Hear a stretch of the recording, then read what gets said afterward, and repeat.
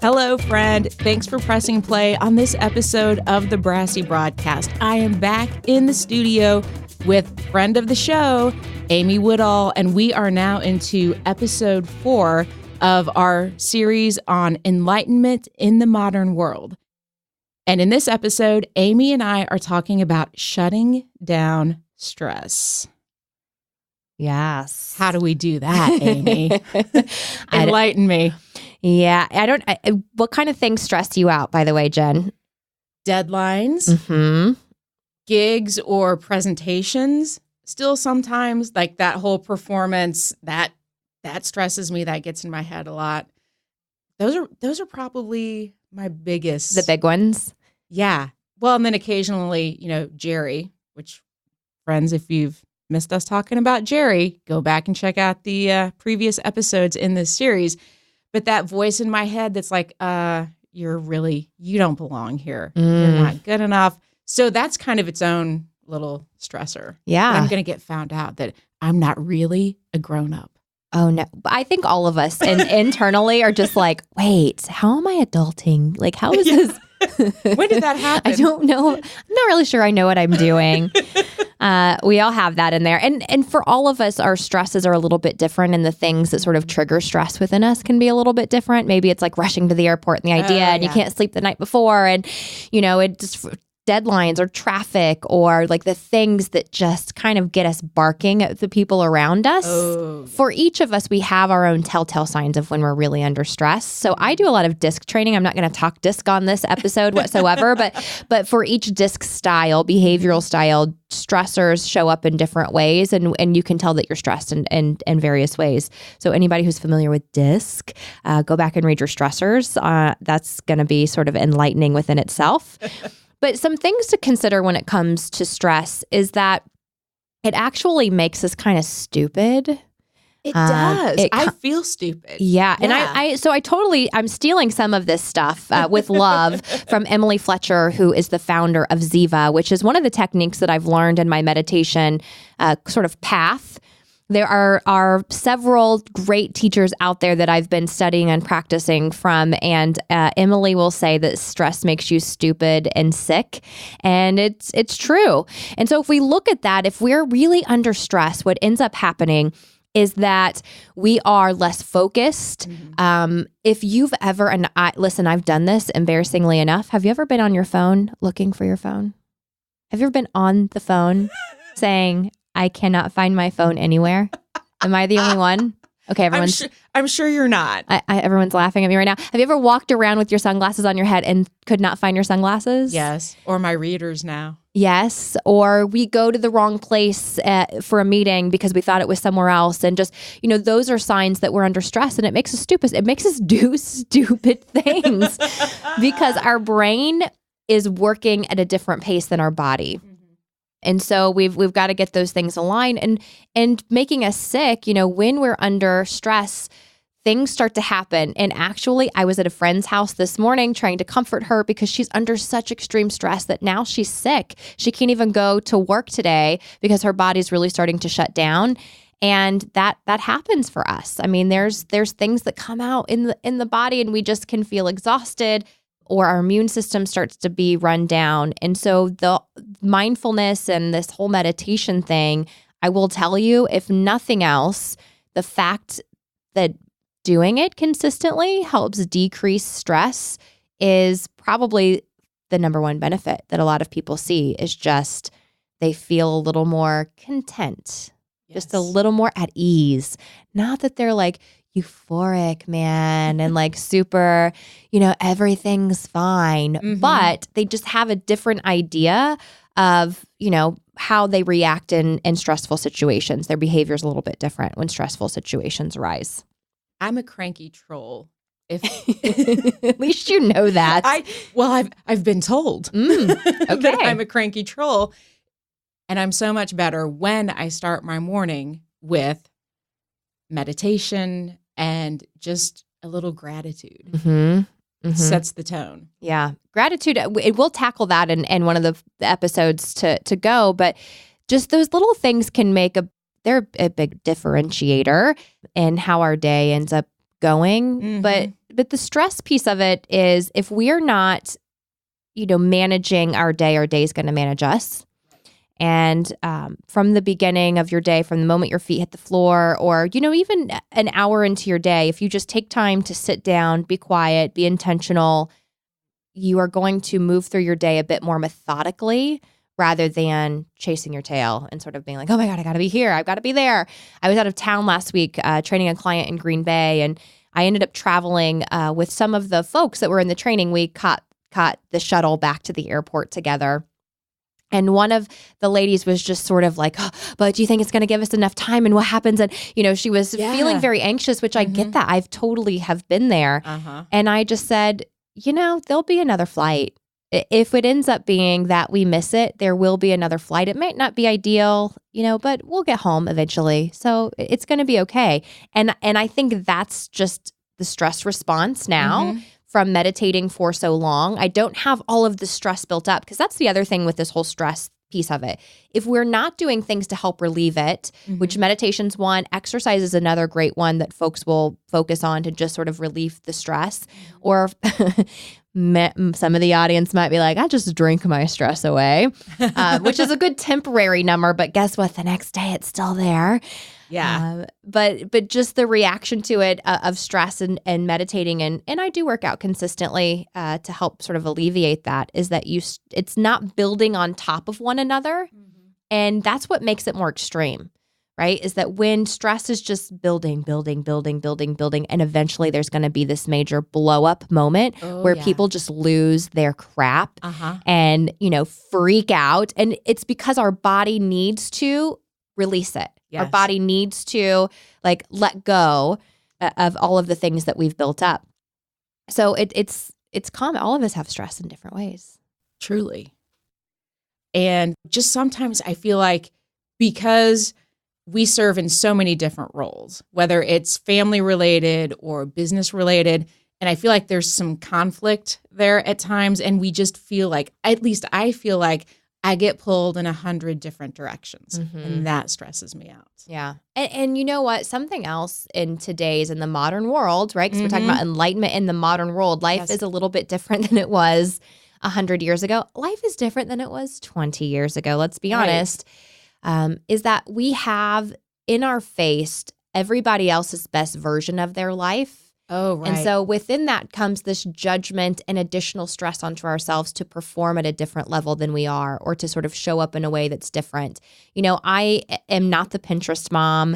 I'm the mom that's like, oh, you've got to bring real life story, by the way. Oh, Amy, you're supposed to supply dinner for the entire football team tomorrow. And I'm like, oh, okay, well, I'm going to order pizzas and bring them in, because I'm not just, I don't have that. I'm just not like the prepared person and all of whatever. I let go of that. It doesn't bother me. But there's definitely these additional stresses from the world that come on and just sort of say we have to be all things to all people and good at everything and look good doing it, by the way. Oh, right. And because that's how the rest of the world is showing up, which is not true. That's also sort of some Jerry thoughts that happen within our head. Damn it, Jerry. Clearly the most important episode. Right. Exactly. Go back and listen to that one, episode number 2. But, the idea of stress response, it's instinctual within us as well. So biologically, we are just made up to have this stress response that happens, but it's going to be something that's sort of an automatic response unless we train it otherwise. So you guys may have heard of fight or flight mode that ends up happening. We have that sort of response in our brain that's set up. And when things happen that really stress us out, our brain can go into flight or fight mode, and some crazy things can happen to the body. Ooh, okay? Yeah. Has anybody ever had to get on and do a talk, or for you, Jen, because you're a performer and you have been in bands for however many years, you don't have to tell the listeners this. A long time. But sometimes there can be the nervous exiting of the lower regions that needs to happen. There could be, it feels like it's going to come out one way or the other. Yeah. That is not the coffee that you drank or, sort of the Mexican food from last night. That's actually the body's response to stress, because when we are in these situations, our biological response is evacuate everything so that we can run faster if we need to. And so that we have more power to fight. And so that's just the body's reaction to stress. So things just, when we're stressed, man, it's not good. We're not the best version of ourselves. We're sick and we're stupid. So practicing this mindfulness piece of it, and I'm a big believer on twice a day. Really? 2 times a day. There is a difference when you do the second meditation, and it just shifts You're the things. second person that I've heard that from. Yes. Okay. Yeah. All right. Now I want to know who the first one is. I'll tell you time. later. So here's why. The first meditation is really it's sort of like maintaining clarity in a way. Just sort of like, okay, we're maintaining. The second meditation of the day, there's something about just this different level of okayness. So let me give you guys an analogy. Let's pretend that our energy is sort of in our stress, right? Is sort of like a bottle of water. When we wake up in the morning, if we had a good night's sleep, that bottle of water might be full all the way to the top. And throughout the day, we're kind of pouring that water out and that energy out and into other things, other people, other projects. And so by the time 2, 3, 4 o'clock rolls around, we can feel like that bottle is dang near empty. Oh, yeah. And so doing a meditation helps refill that bottle. What happens if we're not doing that meditation is that we look to refill that bottle from other people. So now we start to expect that other people need to fill it for us. Oh, and that's bad. We can take that out on colleagues and sort of saying why didn't you get back to me in that email? And we start to make other people responsible for our happiness. Ooh, yes. But we all do it. I'm guilty. And we make them sort of okay, responsible for our okayness because we're not full. We're needing to take from other people. So the meditation and the second time of the day really helps sort of refill the bottle to its fullest so that you have what you need to get through the rest of your day. I was for a long time a one-time meditator, and I would be pretty good through my workday, but I would come home and then those extra stresses might come out on the ones we love the most. Of course. And so what I found is doing that second meditation around 2, 3, 4 o'clock, I kind of came home still okay. Hey, you know what? I don't need you guys to behave in any way to make me happier because I got my fill, with my 15, 20-minute meditation in the car before I got here. So it's definitely a shift there.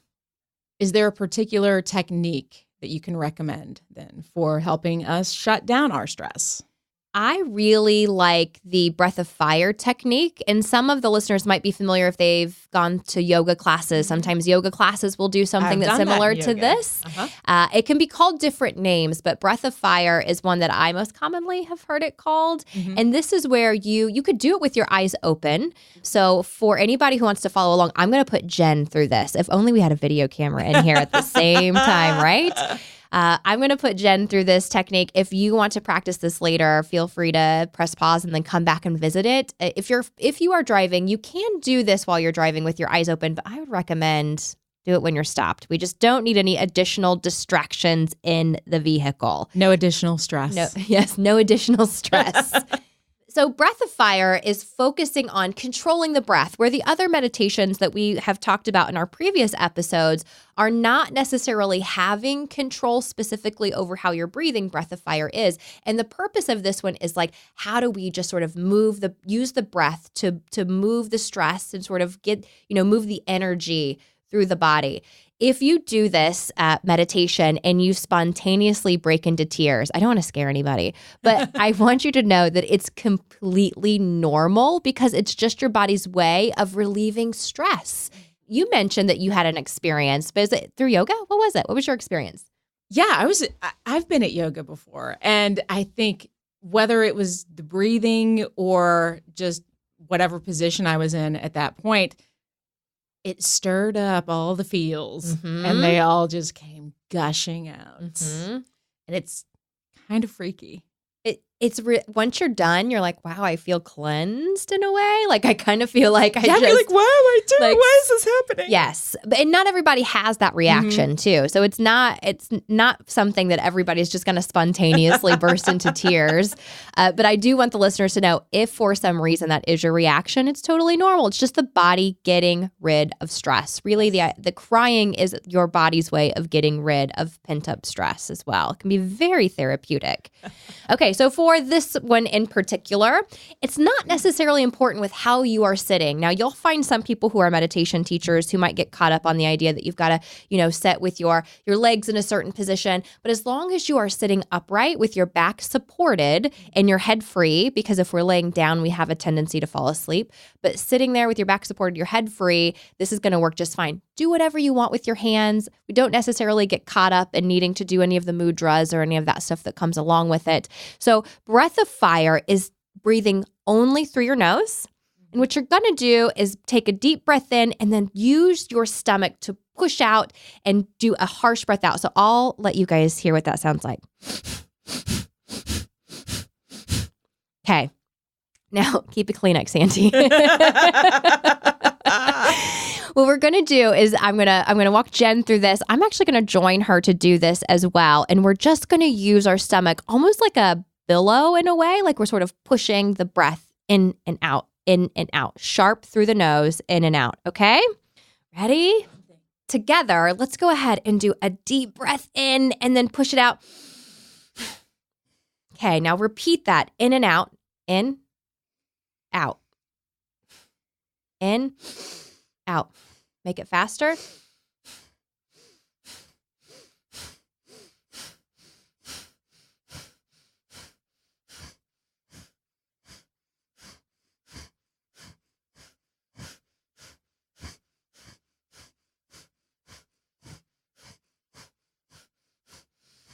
Okay. It felt like it was getting faster there, right? It did. Yeah. You can go along with the breath of fire for, I would say 5 minutes is a good one. It's one you don't want to do unattended for a very long time. I would say keeping it in short bursts is good. This is also a helpful one. So it works for relieving stress, but it's also a helpful one if you need a quick burst of energy. Let's say 2:00 rolls around, and I'll have another technique to share for this one when we get into expanding our energy in our last episode, but it can be one for a quick burst of energy rather than reaching for that cup of coffee. Do a quick breath of fire meditation and then just see how you feel afterwards. It's really helpful if you just need to let go of some crap. It's an easy one to try out. I'm already feeling energized. Friends, we are going to leave you with that, but we do want to hear from you and to continue this discussion. So what in this episode resonated with you or sparked an epiphany? You can connect with us on LinkedIn. I'm on LinkedIn at Jen Edds, EDDS. Amy is there at Amy Woodall. Message us, let us know that you listened to this episode, or share the episode and tag us. But most importantly, if you know somebody else that's going to benefit from listening to this podcast, share it with them. You can share links straight from Apple Podcast, Google Podcast, and Spotify, and your favorite podcasting apps of choice. Thanks for listening. Now get out in the world and do some good.